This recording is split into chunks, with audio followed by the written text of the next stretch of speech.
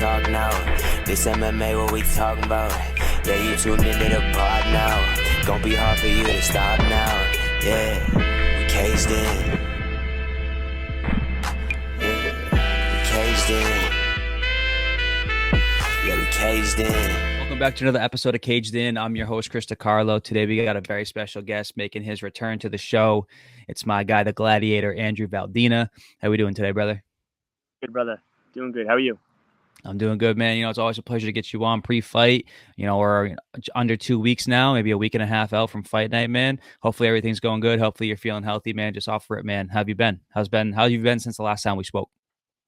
Since the last time we spoke on here, I've been very good. You know, I've attained another dub under my belt, thankfully.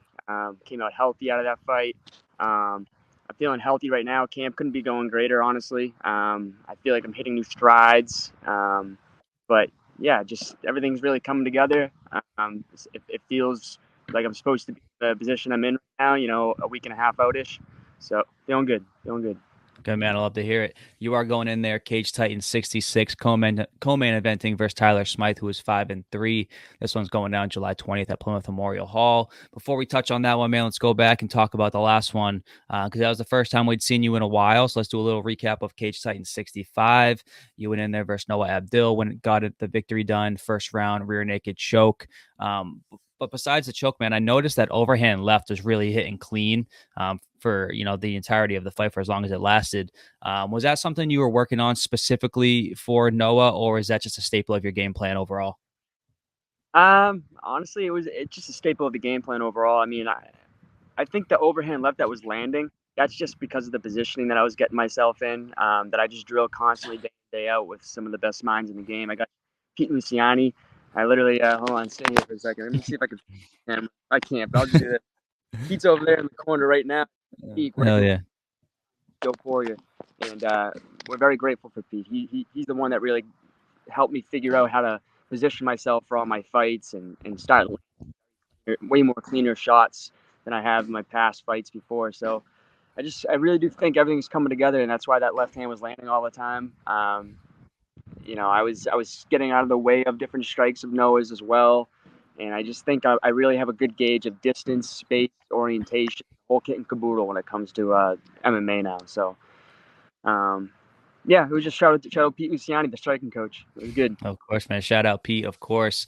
You know, pre-fight when we spoke, you did predict a submission victory. Of your 5 wins, 4 of those now have been by submission. Why do you think your grappling has been the path to success and the path to victory for you so early on in your pro career so far? I think my grappling's always been a huge like advantage I have against a majority of my opponents. You know, you got these guys that say they're jiu-jitsu black belts, brown belts, stuff like that. I might make it to UFC champion with a white belt. You know what I mean? So I think the grappling aspect is not strictly, gi jiu-jitsu, let's give this guy a belt. Like, no, I have really superior wrestling and just top pressure and good like mad IQ when it comes to where I want to position myself in grappling as well. Early on in my amateur days, like years ago, you know, you weren't seeing too much grappling out of me, but I think that like I just need to really like let myself go in the AMI days and really just throw from the hip and really get all this like striking out of my system that I've been wanting to do my whole wrestling career. But now, since I really like, I had my wrestling career, I had my AMI days of the Wild Wild West throwing down with people, dude. Like, I'm figuring out a smart approach to killing these guys, man. Honestly, in a respectful way after, but like, and I'm killing these guys because I realize like the smartest, cleanest, most intelligent path to victory, and I'm taking it every single fight now. I'm working my game plan against anybody, and it's a good feeling to see it like tangibly show to people that like I can do this to anybody. Yeah, 100%, man. And, you know, it had been a while since the last time we saw you, so it's good to see you back in the cage. Good to see you get another win under your belt. How did it feel to be back in there competing, man? And what were the emotions for you post-victory? Man, I'm telling you, like, I don't really put too much weight into a lot of my fights going into them. I don't think like, oh, you know what, this fight stacks up as like, you know, one of the feelings I've had, like the better feelings, or you know, this fight was like, I don't really no, like this last fight, dude. As much weight as I don't put into these fights, because I just like to take them one at a time it's going to be the same, result every single time in my mind. But like that last fight that I just had was probably meant the most, just because it was a whole year layoff, and the injuries just hindered a lot of hit a lot of the success that I had earlier in the year last year. So to have these injuries, to have all this layoff, to have to sit on the sidelines and just wait patiently and like not be able to go do what I know what I'm meant to do in this life, that sucked for a long time. So this last fight, it really just let me like express how much I wanted to get back in there, and how much I want to just keep, grinding and climbing more mountains toward my goal. So this last fight meant the most out of any single. I don't care who it was. That 500 fighter, man. That felt the greatest, killing that dude. Yeah, man. Well, congratulations once again on another victory, man. I'm glad to have you back. Now you're back in the motion of things, back in the swing of things, back to fighting card to card like you used to do back before the injury.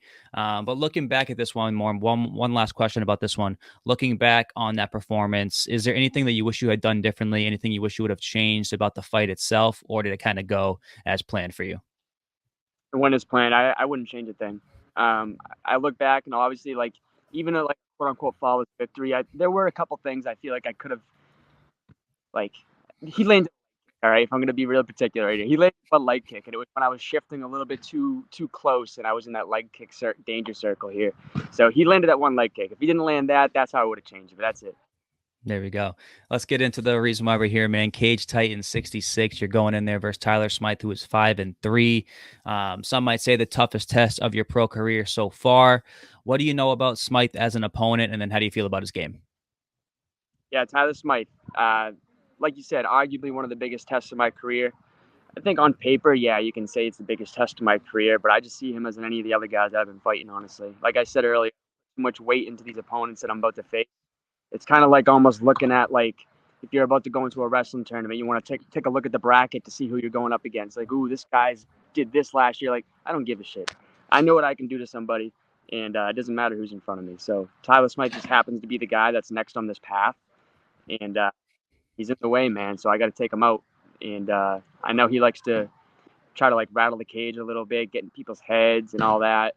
He's already tried to play a couple little mind games with me and stuff, but I keep my head on a straight narrow path, man. I know what I want. I know who I am. I'm not sure if he knows who he is, but truth will be told on July 20th, and the whole world will find out who he is. And when you look at the fight stylistically, when you break it down, your skill versus his skill, any area in particular where you feel you have the biggest advantages versus him?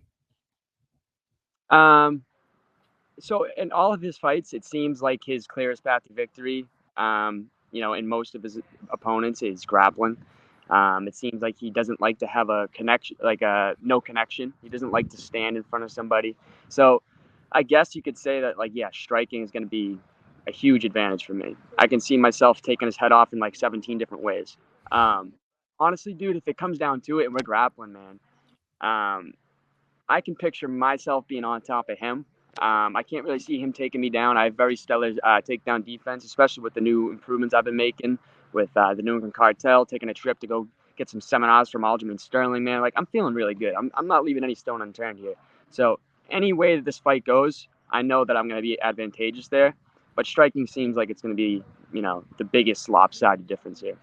For sure. It's almost like you have the script to my interview, because the next question I was going to ask was about that trip to Sarah Longo, man. I know you and the boys and the team took a trip down there recently, I think last week. How was the trip, man? What did you pick up most from your little bit of time down there? Trip was unbelievable. I'm never going to, if a trip gets offered to the team like it just did, I'm never going to turn it down, honestly, moving forward. It's almost like we were only there Monday and Tuesday. We got 4 workouts in. It was Monday morning, Monday night, Tuesday morning, Tuesday night. But dude, even though those 4 sessions, it's just like priceless experience that you really can't put a price tag on. And getting out there and grappling and working and sparring and striking with some of these high level guys in the nation. Longo and Weidman MMA gym is no joke. They have guys there like Fumi. This kid is 8-0. He's a good flyweight there that I got to work with. I got to spar around with and here and there. And I got to spar with Aljo. Aljo taught a wrestling seminar, the last workout session that we had. And just picking up all these little tips and tricks are great and all, and I definitely add them to my tool belt. But I'd say the number one thing that I took from there, and I'm not saying there's any disrespectful way whatsoever, but I was hanging with all those guys. Like, seriously, we all were, my whole team. So I feel like it was a good, like almost like a gauge to see where we're at compared to the rest of the nation. And we're right there. We are right there with that gym. And if not, maybe we were a little advantageous in a few of those workouts. So feeling good. It was a good showing for New England Cartel, and I'm very grateful for Longo and Weidman's taking us in and giving us the time and the dedication to help us improve and stuff for our own fights. So it was awesome. Never going to turn down a team trip again. There you go, man. Those trips like that, when you get to work with high-level guys that are at the pinnacle of their careers, nothing negative can come from experience and trips like that, man. So definitely keep taking advantage of those, and I think they'll pay off for you later on down the road. Let's talk about the pre-fight press conference, the announcement press conference. It got a little chippy there between you and Smythe. Were you expecting a war of words between the two of you, or did that kind of catch you off guard? I kind of expected the press conference to go as it did. I knew that Peter Barrett and Joe Giannetti were really going to have the words coming out. I knew that they were going to hold down the press conference pretty much. And I know that Tyler doesn't actually like to talk too much. You get confrontation with him, and he's going to be like a church mouse. He doesn't really like to talk his shit publicly, I guess you could say. But at the same time, on the flip side of the coin, brother, you're looking at Instagram posting all this shit on his stories, talking shit and stuff like that. Like, all right, like I said, I know who I am. You know who you are, Tyler, though. You're telling people you don't like to be the shit talking all that, but you like to play the bad boy shtick and start posting shit online. It's like, stay in your lane and do what you want up until fight night. But I know what I'm going to do to you on fight night. So I don't really care. I got you. You guys, you exchanged a little bit of words at the press conference. I have seen a little bit of social media stuff back and forth. Is there bad blood here? Is this more of like hyping up the fight? What's the vibe between the two of you going into fight night? I don't have a strong dislike towards any of my opponents I've ever faced. I know a lot of the time in my fights that, leading up to them, it gets a little chippy at weigh-ins or maybe even like this. There was some social media shit going back and forth and the press conference. There might be another press conference. Maybe we'll say some shit back and forth. But, there's never an actual strong dislike, at least from me. He can say what he wants. He can get all this bad, sour taste in his mouth and let that hinder his mind and stress him out and get him all tight and nervous and shit like that. I'm a loosey goose, baby. I'm ready to go. I can go with anything. And, yeah, I'm good to go. There's no strong dislike for me. There you go. And your teammate, your main training partner, Joe Poirier, had fought Tyler Smythe previously in the amateurs. Has he been able to give you any insight on Smythe as an opponent? I mean, he doesn't even need to, honestly. I mean, yeah, we've talked and stuff like that. He doesn't need to. I know exactly what kind of person, what kind of fighter, what kind of mentality Tyler Smythe has. And it plays very nicely into the game plan I'm going to display. There you go. And, this card has been getting a lot of hype, of course, with the main event, Joe Giannetti and Peter Barrett, a fight that, everybody in Plymouth has been waiting for since the two stepped onto the scene. Your fight's being hyped up. The title fight between Ozzy and Jay is getting a lot of press. With a card of this magnitude, man, does this add any excitement or any pressure to you being in that co-main event slot? No, there's no pressure here. I think if I was back in my early AMI days and I got put into a position close to this, something like that, I'd be freaking out left and right. You know what I mean? But I've learned a lot through my years. I know how to handle myself. I know where to keep my mindset. And as long as I keep performing the way I do and just keeping true to my character, I think that's where I'll keep climbing ranks, climbing the mountains, ascending more, evolutions and stuff like that. I think if I give too much mind, too much focus, where oh, this is a big fight, this is hype, that's where I might start losing some, performance points. So this is just another fight to me. I could be first fight of the night, I could be last fight of the night. It doesn't matter to me. I'm going to perform the same way. There you go. And touching on that main event, Peter Barrett versus Joe Giannetti. I know you have worked with Peter Barrett a lot at Lozon's. I know you currently, work with Joe Giannetti over at the Cartel. Not asking you to pick a winner or pick a side or whatever, but what are your thoughts going into that main event fight? I mean, I think you couldn't make a better main event, when it comes down to regional, bad blood, that you can't get much more bad blood than that. So that's going to be a huge fight. I like both guys. Like you said, I've trained with Peter Barrett for a long time at Lausanne's. I still see him here and there. I go in there like maybe once a week when I can. And he's grinding, it looks like. And then I see Joe Giannetti at Cartel. He's always coming through to Cartel practices. I don't work too much with Jojo, because he's a little bigger. But he's grinding there, and those Cartel practices are no joke either. So I know they're both putting themselves through hell and putting themselves in the best position that they can be in for this fight. And I'm definitely excited to collect my double paycheck from the fight win, and then get into the stands and watch that fight with my parents. So that's gonna be a good fight. And before I get you out of here, man, I got to ask one of my favorite questions. On July 20th, once those cage doors lock, what can the fans inside Plymouth Memorial Hall expect from the Gladiator?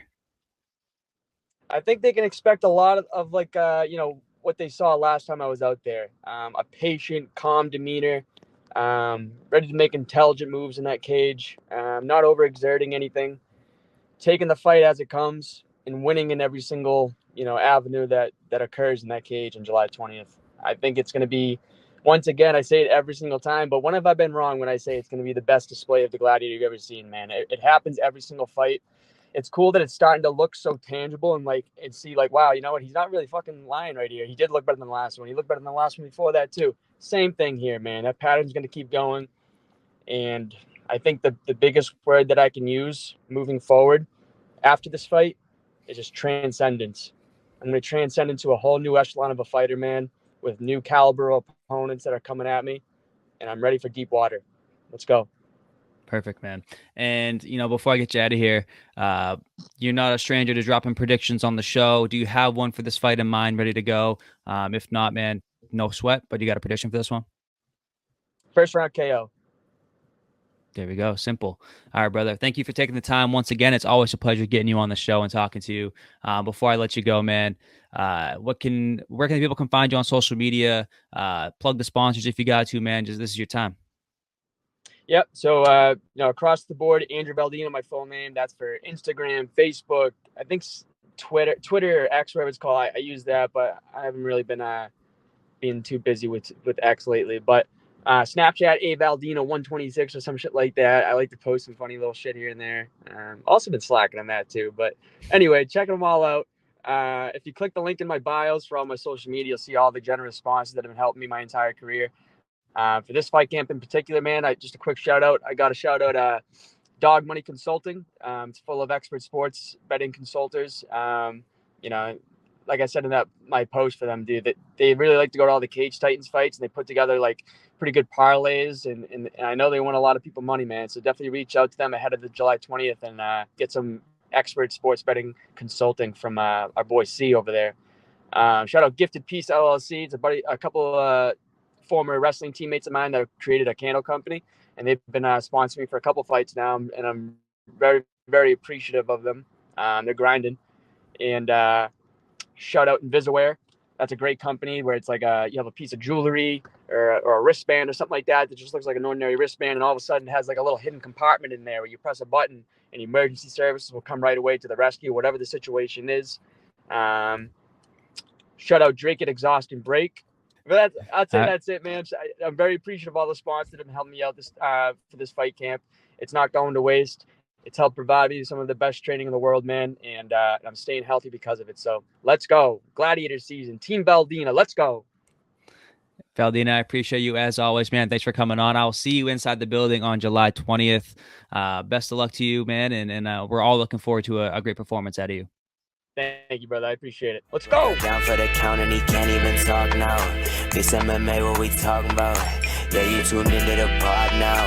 Gonna be hard for you to stop now. Yeah, we caged in. Yeah, we caged in. Yeah, we caged in.